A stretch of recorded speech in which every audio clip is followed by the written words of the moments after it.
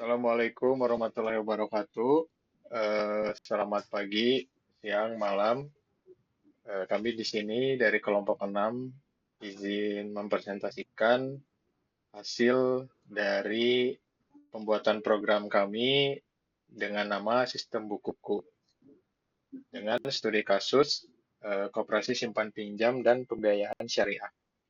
Sebelumnya, perkenalkan nama saya Fajar Perdana Kurniawan dengan NRP 1620240007. Perkenalkan, saya Efrizal Firdaus dengan NRP 16 2024 027. Perkenalkan, saya Nibras Devio Gustika, NRP 16 2023 040. Perkenalkan, saya Stefania Desya dengan NRP 16 2024 016. Nah, itu anggota-anggota dari kelompok kami. Nah, di sini ini adalah tampilan use case dari sistem bukuku. Di sini terdapat 3 aktor yang terdiri dari admin, nasabah, dan juga manajer. Di sini saya akan menampilkan, akan menjelaskan apa saja yang bisa dilakukan oleh nasabah. Yang pertama, kita di sini bisa meregistrasi akun sebagai nasabah. Untuk nasabah sendiri kita awal-awal mendaftar dulu. Ini untuk menu di program bukukunya. Di sini sebagai contoh kita mendaftar dulu sebagai nasabah. Kemudian di sini kita mengisi data-data yang diperlukan untuk pendaftaran. Kita masukkan nama, kemudian NIK, tempat tanggal lahir, alamat,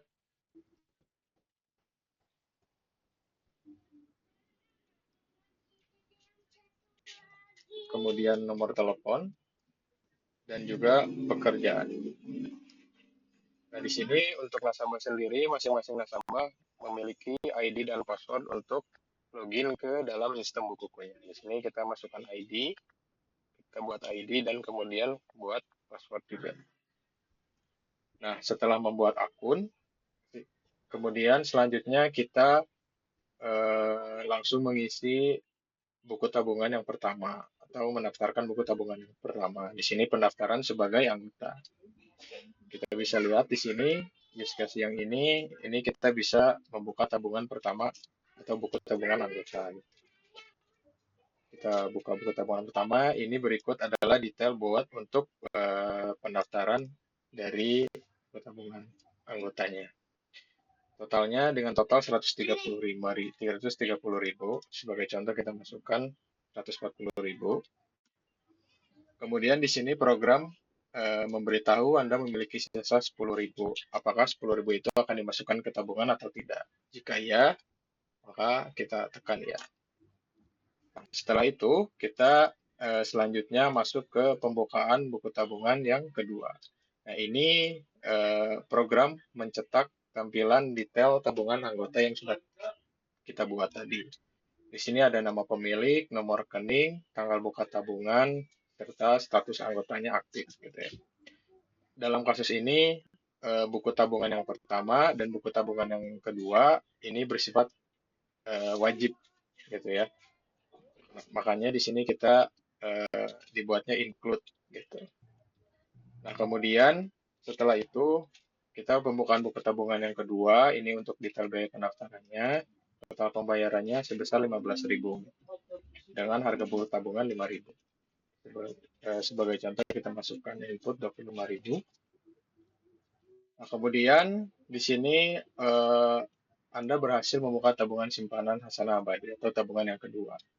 Di sini sama ada detail buku tabungan yang telah kita bukanya. Kemudian selanjutnya program menanyakan apakah kita ingin membuka buku tabungan yang ketiga. Jika ya, maka tekan ya. Di sini buku tabungan bersifat opsional.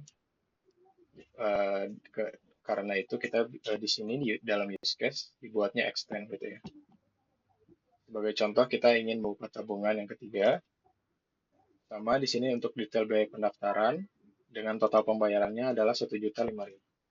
Sebagai contoh kita masukkan 1.500.000. Nah, setelah membuka buku tabungan, maka di sini program akan menampilkan notifikasi berhasil mendaftar sebagai nasabah. Kemudian kita akan diarahkan ke menu utama lagi, gitu ya. Karena kita sudah mendaftar sebagai nasabah, maka kita bisa login sebagai nasabah. Ini masuk ke use case yang ke-10, UC yang 10. Tapi di sini kita membuatnya include ke registrasi akun, karena di sini login itu harus memiliki akun terlebih dahulu. Kita misalkan login sebagai nasabah, kita masukkan ID dan password yang telah kita buat tadi sebelumnya. Nah, di sini jika ID dan password yang kita buat tadi salah, maka program akan memunculkan notifikasi gitu. Ini kita sebagai contoh, kita memasukkan password yang benar, maka di sini akan diarahkan ke menu nasabah. Gitu. Ini dan memberi notifikasi login berhasil. Kemudian selanjutnya di UC 11 kita bisa melihat informasi pribadi dan status tabungan.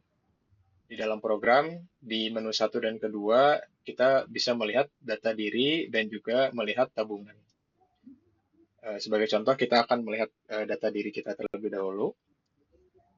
Nah, di sini program menampilkan data diri yang telah kita buat sebelumnya.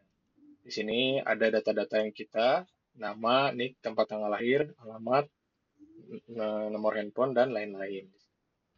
Kemudian kita bisa mengubah ID dan mengubah password gitu ya. Ini sebagai contoh, misalkan kita sebagai proteksi, takutnya ada orang lain yang bisa mengetahui ID atau password kita. Kita ambil salah satu contoh, kita ingin mengubah password kita. Password sebelumnya kita adalah 123 gitu ya. Kita mengubah password. Di sini program meminta password lama terlebih dahulu gitu ya. Apakah password lama kita sesuai atau tidak. Misalkan tadi password lama kita adalah 123, misalkan sebagai contoh kita memasukkan input yang salah, maka di sini password yang Anda masukkan tidak sesuai karena password kita sebelumnya tadi adalah 123. Dan misalkan kita memasukkan password yang sesuai, nah di sini kita selanjutnya menginputkan password yang baru gitu ya. Sebagai contoh, misalkan kita memasukkan password yang barunya adalah 321. Maka di sini akan mencetak password berhasil diubah. Ini untuk diedit datanya. Kemudian yang kedua, di sini kita bisa melihat tabungan kita, berapa saldonya, dan data-data dari buku tabungannya. Kita memilih yang nomor 2. Di sini kemudian masuk ke menu lihat tabungan. Di sini ada beberapa menu.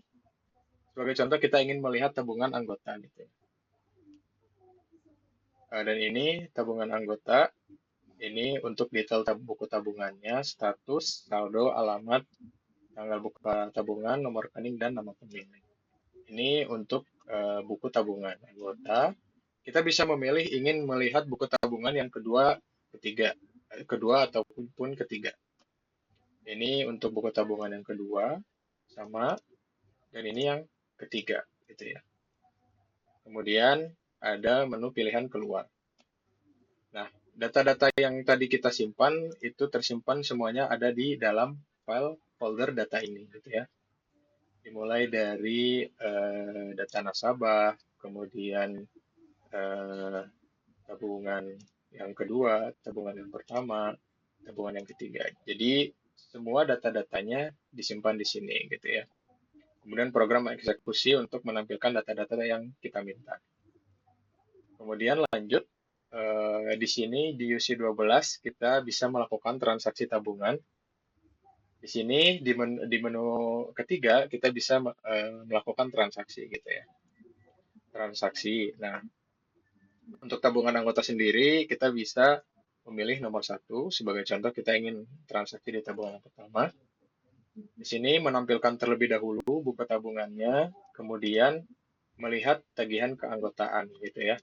Karena buku tabungan yang pertama itu memiliki tagihan per bulannya gitu ya, sebesar 25.000. Sebagai contoh, kita bisa ingin melihat tagihan keanggotaan.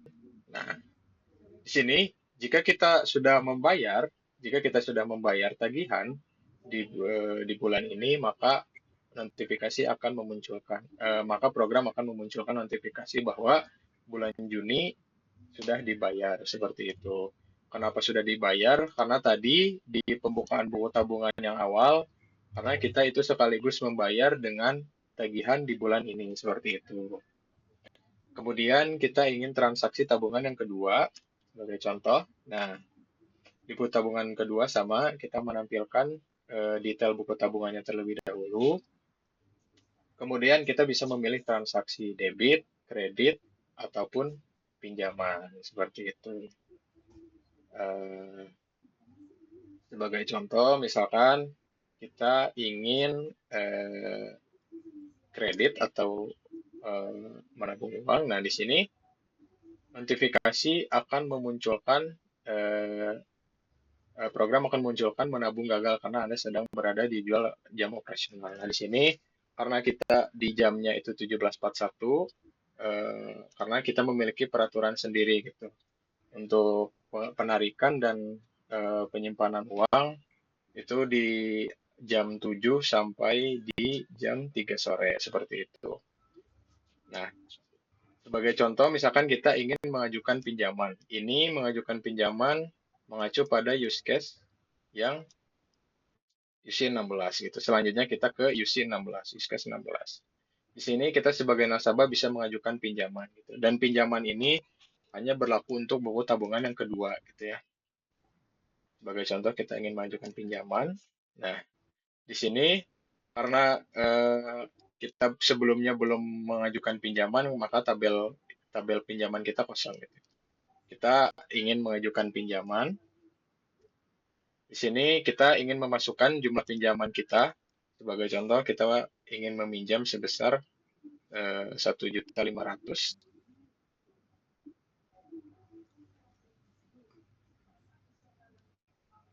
Terus kemudian kita masuk ke jangka waktu bulan untuk kemampuan membayar kita. Sebagai contoh, misalkan kita mampu membayar atau melunasi hutang pinjaman kita selama 3 bulan.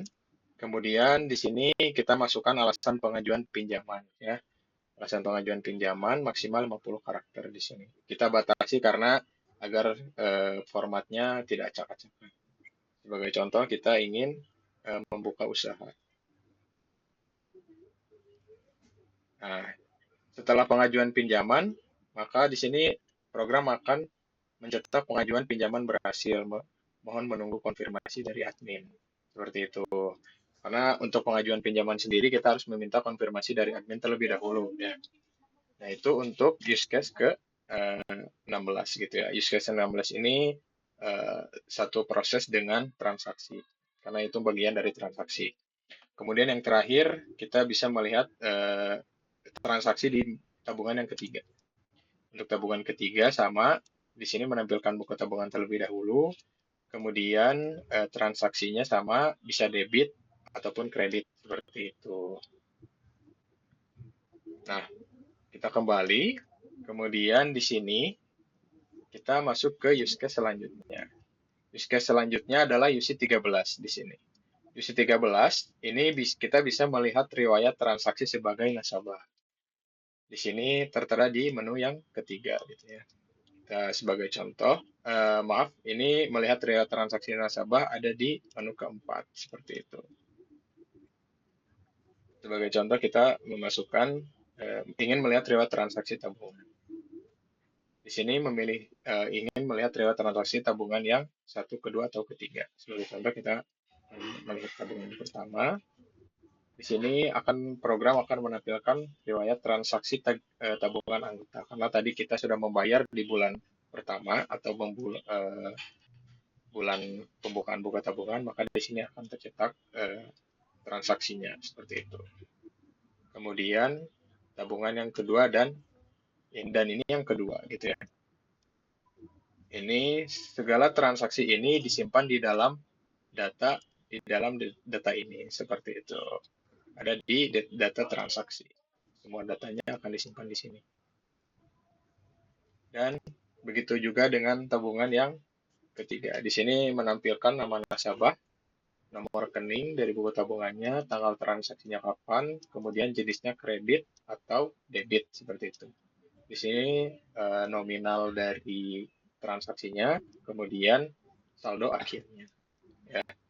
Ini untuk riwayat transaksi tabungan, gitu ya. Nah, yang terakhir sebagai nasabah di use case yang terakhir, kita bisa mengajukan penutupan tabungan atau keluar dari keanggotaan. Misalkan kita ingin mengajukan tabungan, mengajukan penutupan seperti itu ya. Nah, di sini di menu 5 kita bisa menutup tabungan atau keluar keanggotaan. Nah, di sini kita bisa memilih untuk mengajukan penutupan tabungan.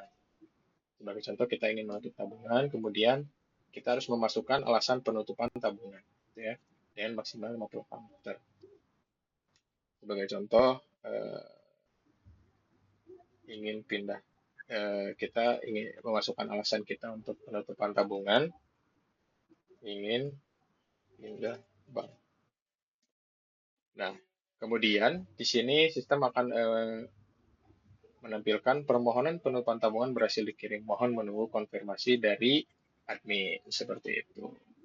Nah, itu adalah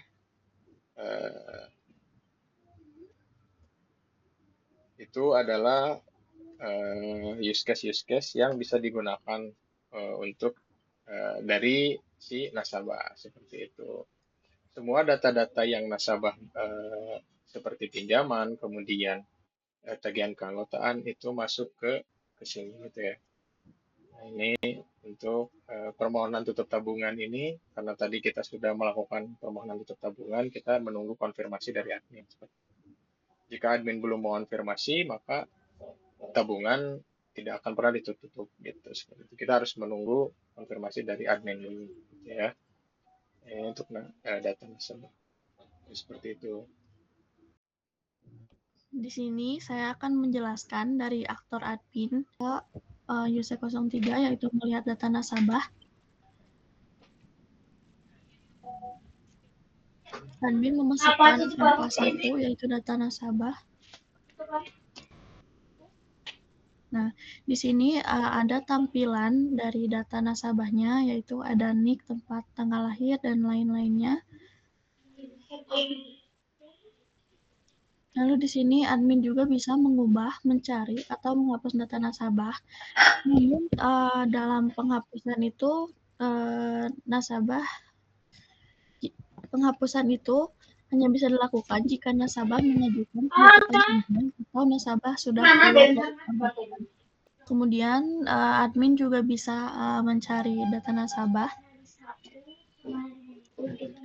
Di sini outputnya bisa mencari nama nasabah itu berdasarkan nama, NIK, atau nomor HP. Sebagai contoh, kita masukin namanya aja. Langsung. Jika namanya tidak sesuai dengan datanya, maka nama tidak akan ditemukan.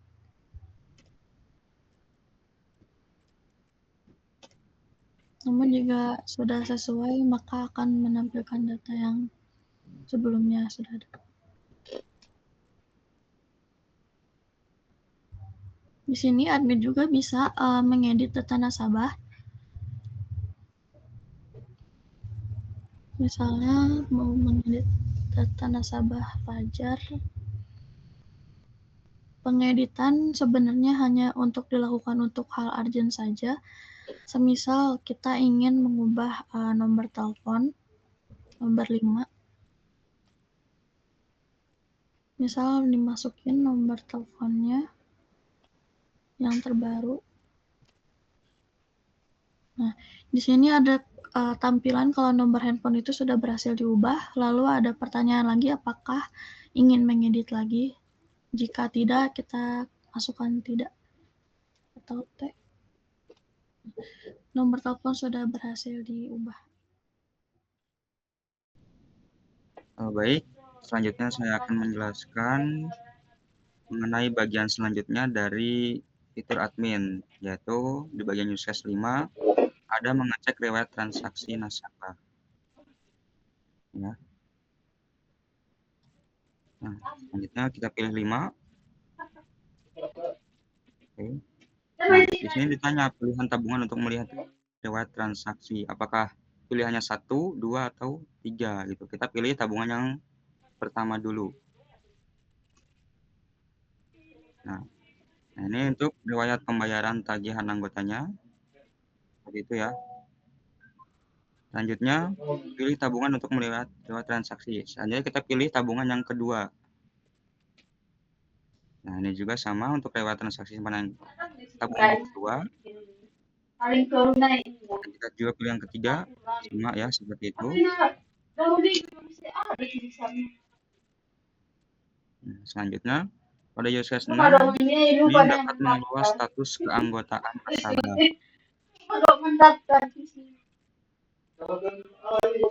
Nah, ini 3. Nah, ini status tabungan simpanannya ya, per tiap-tiap tabungan. Bagaimana statusnya, nomor rekeningnya berapa, dan namanya siapa. Oke, selanjutnya lihat pengajuan penutupan tabungan. Saya lihat dulu, gitu ya. Siapa namanya, nomor rekeningnya berapa, dengan rekening apa, gitu ya. Alasannya kenapa, gitu ya. Kenapa ingin menutup tabungan. Nah, itu juga ada statusnya. Statusnya menunggu konfirmasi dari admin. Kalau semisal admin mengkonfirmasi, gitu ya, tentu data-data si nasabah akan terhapus. Seperti itu.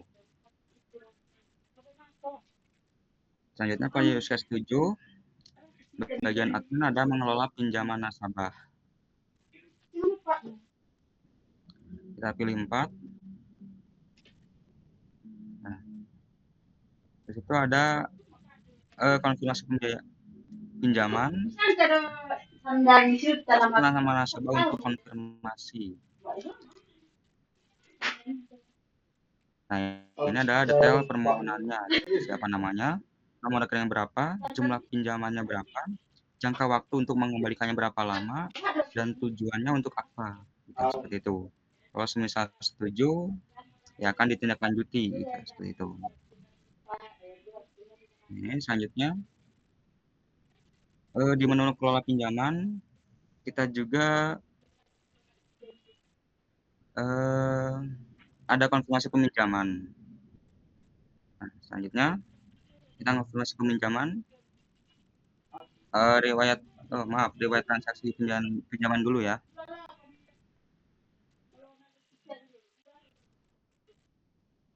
Nah, ini riwayatnya. Ada namanya siapa, nomor rekening berapa, jatuh temponya kapan, jumlah yang dipinjam seberapa besar, statusnya bagaimana, apakah sudah lunas atau belum gitu ya. Dan pembayarannya juga bagaimana, apakah sudah pernah dibayar ataukah belum, sisa utangnya juga berapa, seperti itu. Oke. Ya, selanjutnya sebagai aktor manajer. Di use case 17, login sebagai manajer.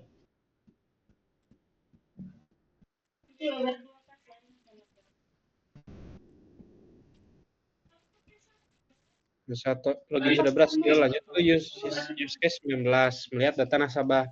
Jadi manajer itu hanya bisa melihat, yang bisa seperti admin bisa mengubahnya.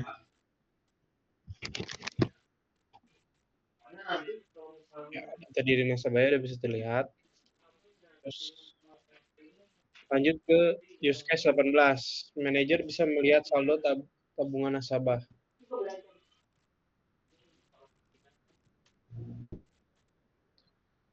Ada tabungan anggota, ada tabungan simpanan dan yang lainnya.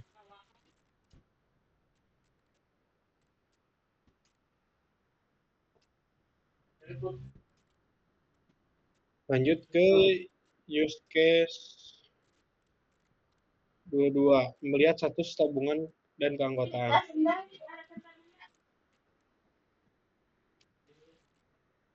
Ini semua statusnya bisa terlihat. Lanjutnya ke use case 20, melihat riwayat pinjaman nasabah.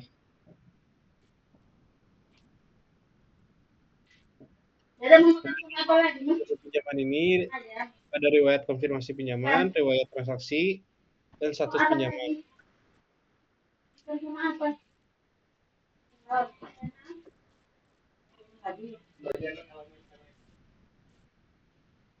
Dan terakhir, melihat riwayat transaksi nasabah.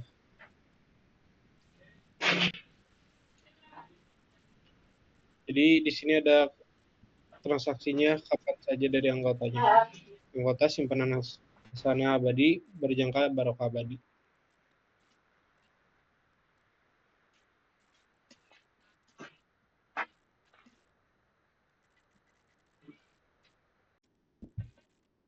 Sekian dari kelompok kami. Mohon maaf bila ada kesalahan. Wassalamualaikum warahmatullahi wabarakatuh.